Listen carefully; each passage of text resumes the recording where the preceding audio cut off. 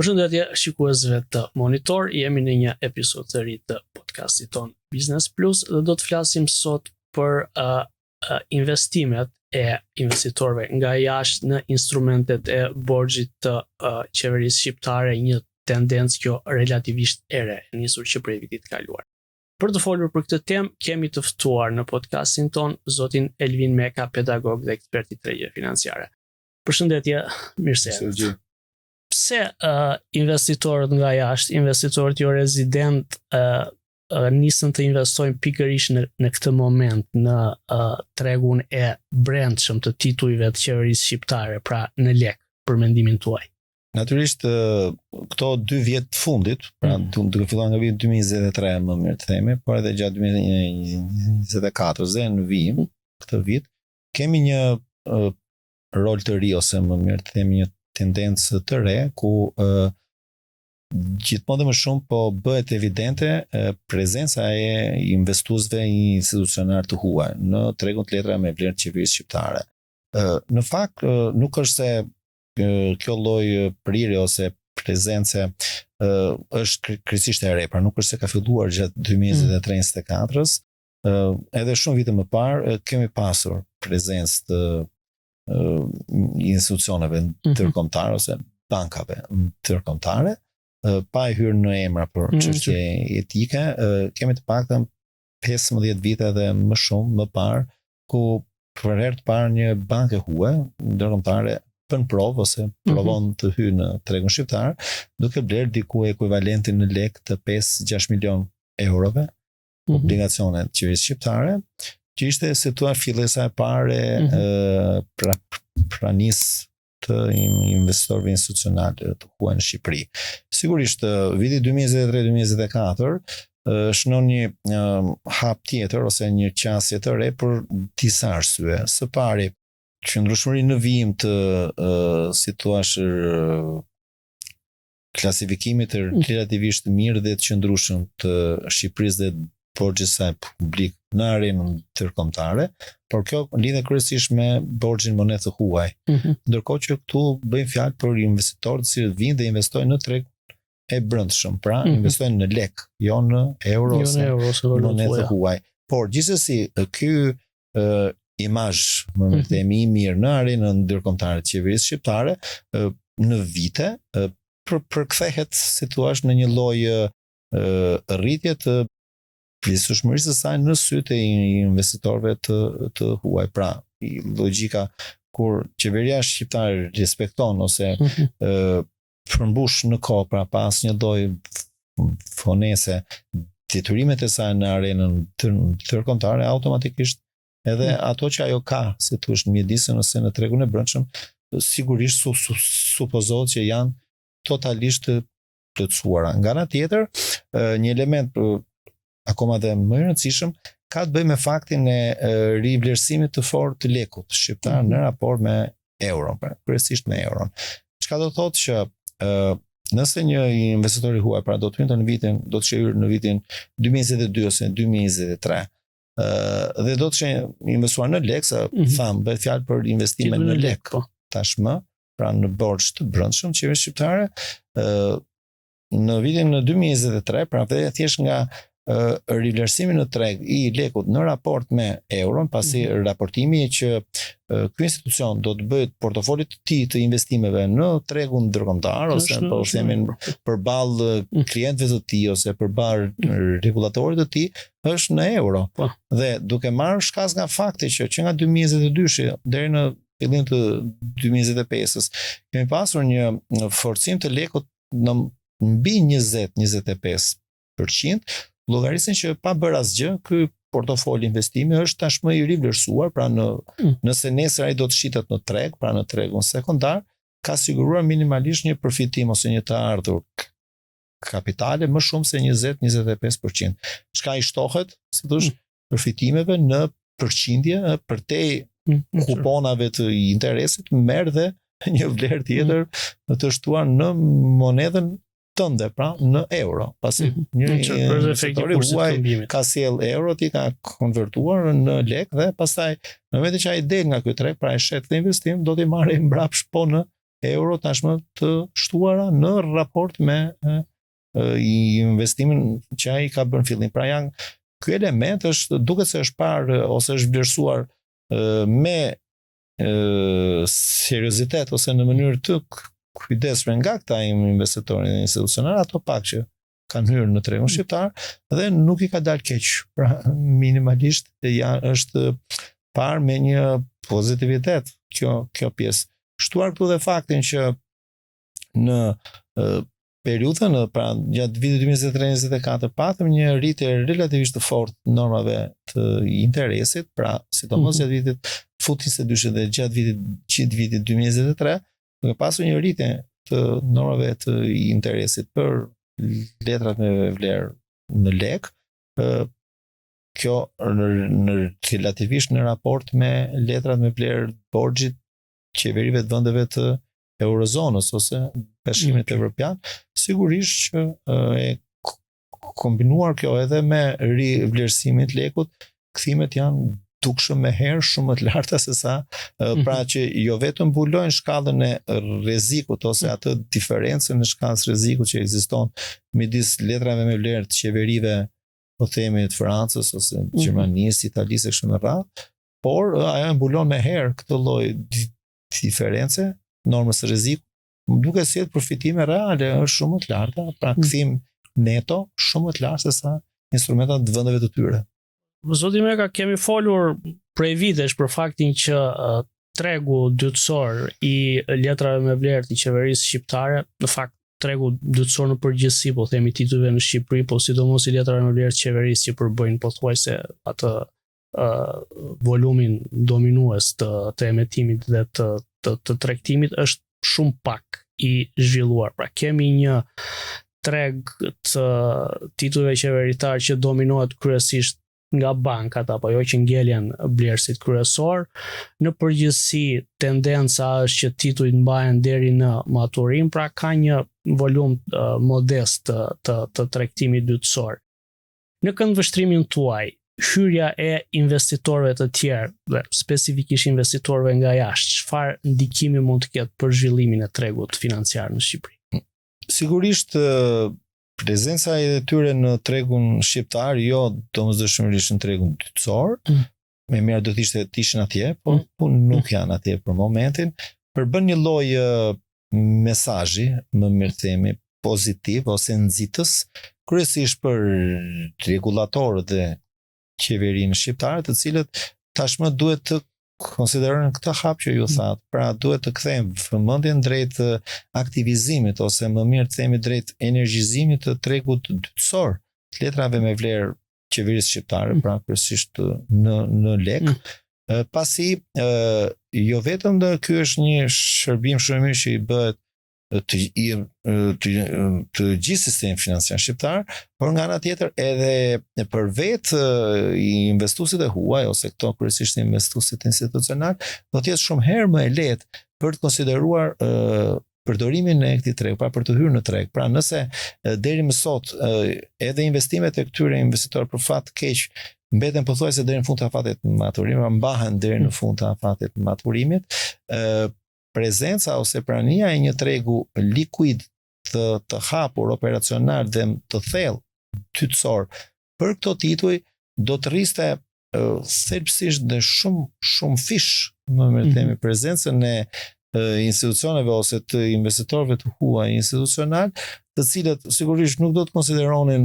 mbajtjen deri në fund të afatit të maturimit të këtyre titujve, pavarësisht interesit relativisht lartë që mund të ketë kuponi, pasi qëllimi i investitorëve institucional nuk është thjesht që të mbajnë këto investime deri në fund të afatit të maturimit, por të diversifikojnë portofolin e tyre në instrumenta të cilët janë të tregtueshëm për investim, pra ka disa kategori, kryesisht bankat i kategorizojnë në grupe caktuara të gjithë këto instrumenta dhe sipas llojit të klasifikimit ku e vendosin këtë portofol investimi, ata mund të përfitojnë nga prezenca ose më mirë themi funksionimi ose mirë funksionimi i një tregu dytësor të këtyre letrave me vlerë, pasi do të nxiteshin këto investues që ta konsideronin në mënyrë më aktive tregun shqiptar, pra të ishin më aktiv në tregun shqiptar, çka në një farë mënyre jo vetëm do ta bënte atë më të gjallë, pra më të thellë, më të gjallë, më operacional, por njëkohësisht do të rrisë edhe konkurrencën në treg. Pra, pasi tashmë nuk do kishin vetëm lojtar të brendshëm, pra blerës ose institucione shqiptare, pra klient shqiptar, s'ka rëndësi individ ose institucion të cilët do të blinin këto letra me vlerë në treg, po do të kishim edhe ca institucione të huaja dhe kjo garë ose kjo konkurrencë për këtë portofol ose për këtë stok, më themi, të letra me vlerë të emetuar nga qeveria shqiptare, do të kishte një garë më të fortë që kanë mesatarisht do të ulte normat e interesit edhe për qeverinë shqiptare, po do të ishte edhe në interes të qeverisë shqiptare pa një shtimi kërkesës në treg nëpërmjet tregut sekondar të këtyre instrumentave, çka do të ushtronte presion në treg. Nga ana tjetër,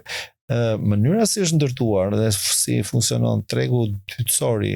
këtyre instrumentave në Shqipëri, i cili për fat keq është praktikisht i vënë funksionim vetëm nga bankat, pra nuk ka operator të tjerë, jo banka që janë në këtë treg, pra që ofrojnë më themi këto lloj shërbime, çka e bën vetë tregun jo efikas në terma të ndërmjetësimit. Çka do thotë? Nëse një investues s'ka rëndësi institucional ose jo, i huaj ose shqiptar, nëse do të konsideronte shitjen përpara kohe, pra tregtimin përpara kohe të një instrumenti që ai e ka blerë në tregun qartësor, normat ose më themi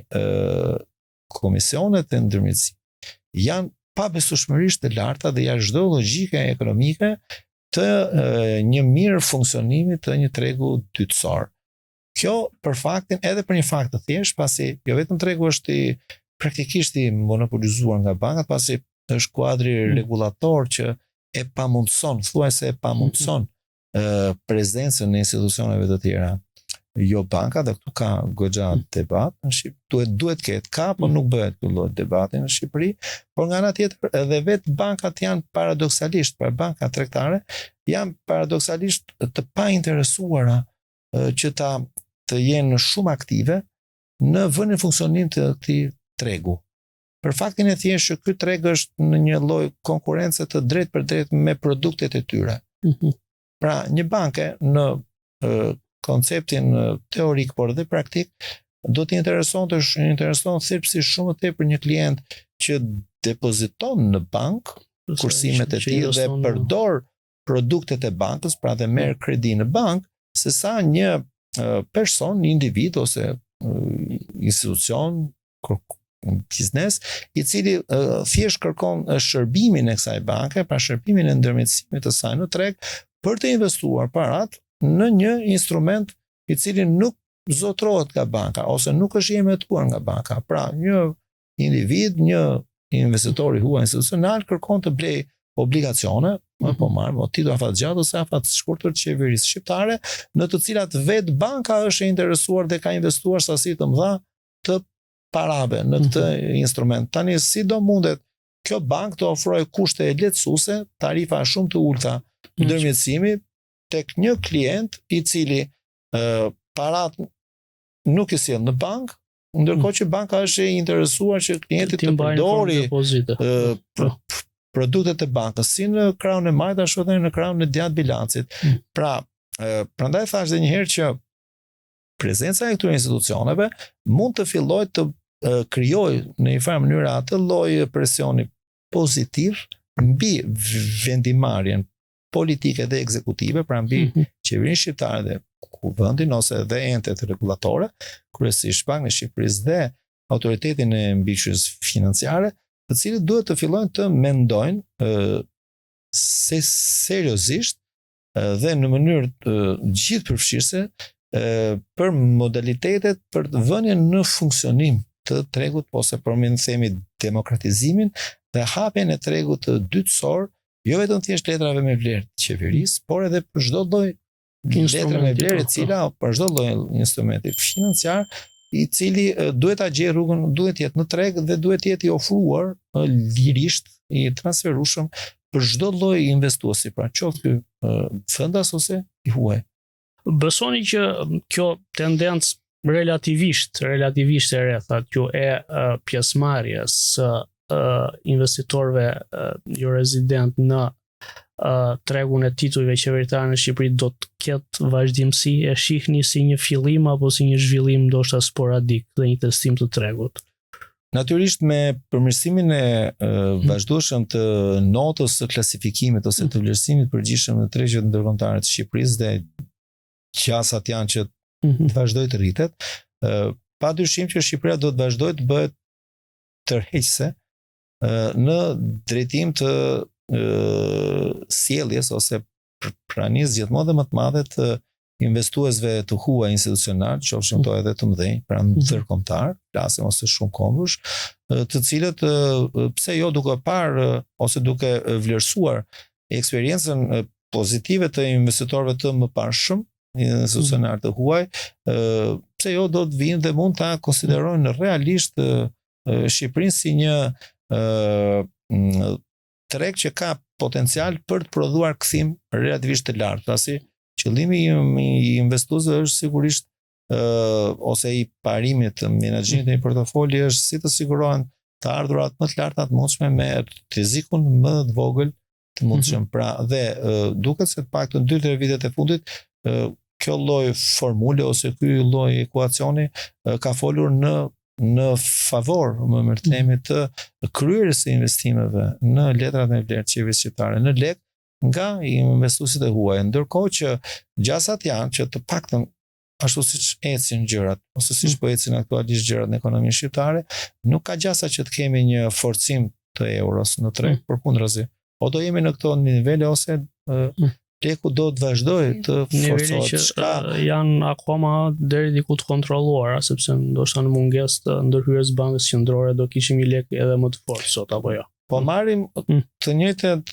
qasje, pra po abstragojmë më themi nga ndërhyrjet eventuale ose ndërhyrjet më agresive të mundshme nga ana e bankës ose çka mund vendoset në termat e menaxhimit të ofertës paras në treg. Por duke mbajtur gjërat konstante siç janë sot, pra duke pasur këtë lloj rritje ekonomike, këtë lloj niveli të borxhit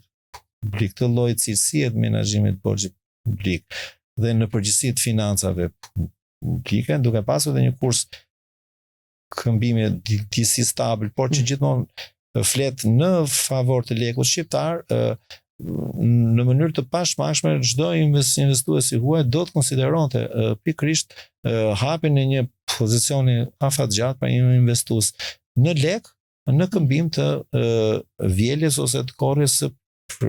fitimeve të mëvonshme në monedhë të huaj, të cilat sigurisht do t'i marrë të shtuara në raport me atë çka ka investuar në fillim. Qartë. Por ndërkohë prania në rritje e investitorëve të huaj ka qenë ndoshta një nga faktorët që ka rritur likuiditetin në treg dhe ka bërë që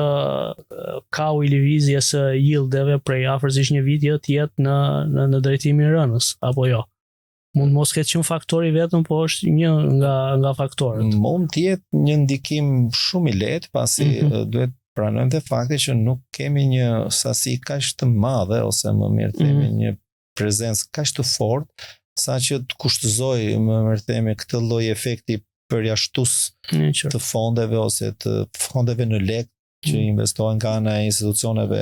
shqiptare ose nga klientëve shqiptar. Bankës së Shqipërisë ka qenë më shumë se 40% e shtesës huamarrjes, pra e deficitit të ri, kështu që nuk është shifër, po themi ndoshta aq e papërfillshme. Duke marrë totalin e stokut, më mirë themi, të borxhit, kjo shifër është jashtëzakonisht e vogël, që sigurisht nëse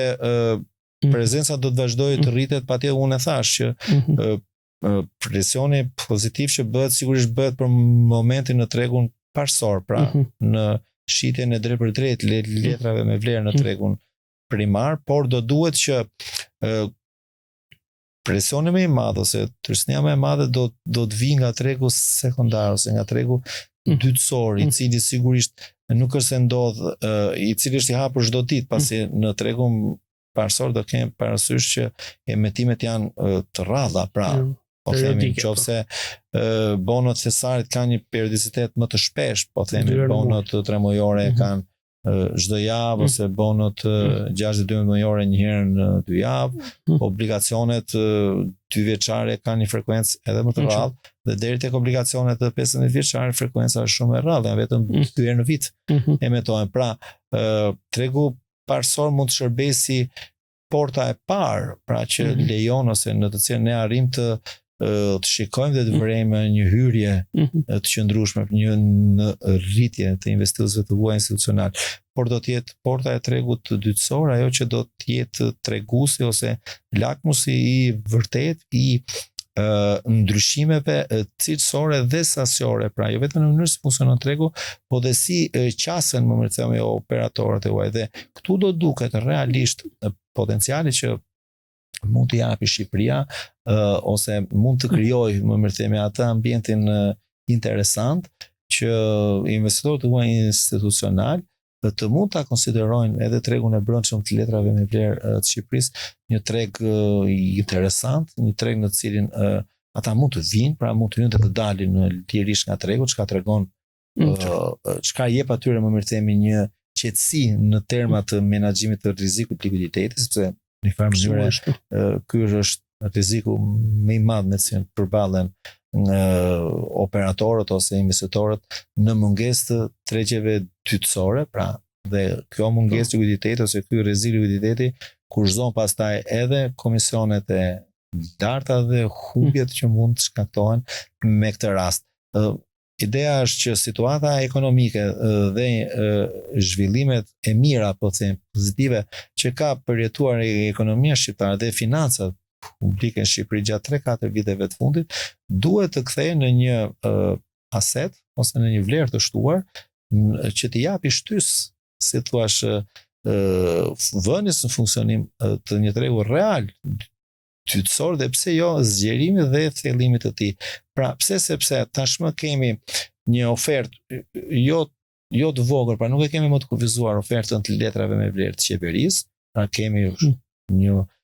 mori titujsh, pra e afat shkurtër dhe afat gjatë, natyrisht nuk kemi ato titujt mbi 20 ose 25 vjeçar. Kemi 20 vjetë, që është një progres apo jo? 15-20 vjeçar janë është një gamë relativisht e gjerë, pra duke filluar nga obligacione 2 vjeçare, 5, 7, 10, 15, pra është një gamë e kënaqshme, më mirë themi, ku qeveria shqiptare i shërben në mënyrë përditshme, për ka vazhdimisht hedh në treg oferta, kemi një treg ose një stok borxhi në monedhë vendase të lartë, pra është relativisht i lartë, pra nuk kemi në hapat e parë të krijimit të stokut të borxhit brendshëm, pra kemi shumë vite dhe në një farë mënyre ka vend, pra krijohet vendi dhe mundësia edhe për prezencën e institucioneve të huaja. Nga ana tjetër, aspekti që do thoja tjetër pozitiv përtej rritjes së efikasitetit dhe uljes së kostove të ndërmjetësimit në tregun sekondar, e mira është sepse në momentin që kemi prezencë gjithmonë në rritje të investitorëve të huaj në lek, edhe për vetë bankat shqiptare do të bëhet gjithmonë dhe më e vështirë rritja e masës së portofolit të investimeve në letra me vlerë qeverisë shqiptare, që gjykuar nga standardet ndërkombëtare e ekspozimit që kanë banka shqiptare në portofole ose madhësia e investimit në letrat me vlerë qeverisë shqiptare është shumë e lartë në raport 27% është përtej çdo lloj standardi normal, më mirë themi, pasi qëllimi i një banke tregtare nuk është financimi i buxhetit shtetit ose më thënë përfitimi pasiv nga interesat që prodhon buxheti i shtetit, por është huadhënia. Pra në një farë mënyre ky efekt përjashtimor që do të luanin investuesit e huaj me fondet e tyre ndaj bankave shqiptare do të kishte efekt pozitiv duke i shtyr ato drejt kujt? Drejt një huadhënie më të madhe, pra drejt sipërmarrjes së një rreziku më të madh në treg ose të konsiderimit nga vetë bankat të promovimit dhe zhvillimit të tregut të letrave me vlerë korporative. Çka do të thoshte në një farë mënyre zhvillimin nga ana tjetër edhe të këtij segmenti tregu I cili është pothuajse I paprekur, pothuajse I pa zhvilluar, çka do të rriste konkurrencën dhe për fonde duke rritur efikasitetin e përdorimit dhe të investimit të tyre. Pra, përveç efekteve të mira, prezenca e këtyre investitorëve institucional nga jashtë Shqipërisë nuk ka të këqija ose efekte negative, qoftë edhe nëse ata do të konsiderojnë një dalje të shpejtë nga tregu, janë madhësi ose masi portofoliosh që absorbohen lehtësisht nga tregu, pse gjithmonë tregu ka nevojë dhe kërkesa, sepse sado ne thash kemi një gamë relativisht të gjerë të instrumentave qeveritare, por jemi thuajse inexistent në tregun të letrave me vlerë të korporatave, që mbetet si thua sfida e radhës për tu konsideruar dhe për tu zhvilluar. Dhe sigurisht këtu këshillohet që të përqendrohet vëmendja tash ndoshta ajo e qeverisë vetëm ose e rregulatorëve, por dhe e vetë bankave. Pra, duhet të fillojë të ushtrohet një lloj presioni pozitiv, pasi edhe vetë bankat në një mënyrë ose tjetër në afatgjat do jenë të interesuara për zhvillimin e këtij tregu të letrave me vlerë të korporatave, që sigurisht mund të kërkoj ose mund të tërheq investues të huaj ashtu si kundër tregu I letrave me vlerë të qeverisë, por në një farë mënyrë do mund t'i kanalizojnë në mënyrë më racionale fondet në ekonomi, pasi po themi një portofol investimi I sektorit bankar për rreth 26% të totalit të aktiveve në letra me vlerë të qeverisë në një farë mënyrë I privon ekonomisë goxha fonde të cilat mund t'i ofroheshin sektorit privat në kredi të reja, duke ulur dhe normën e interesit për këto kredi, sepse duke pasur gjithmonë dhe më tepër një sasi më të madhe fondesh, likuiditete të lira në dispozicion për të dhënë dhe vetë marzhet fillojnë dhe bien, përqindjet fillojnë dhe bien, duke e bërë edhe më të interesuar biznesin ose uamarsin në Shqipëri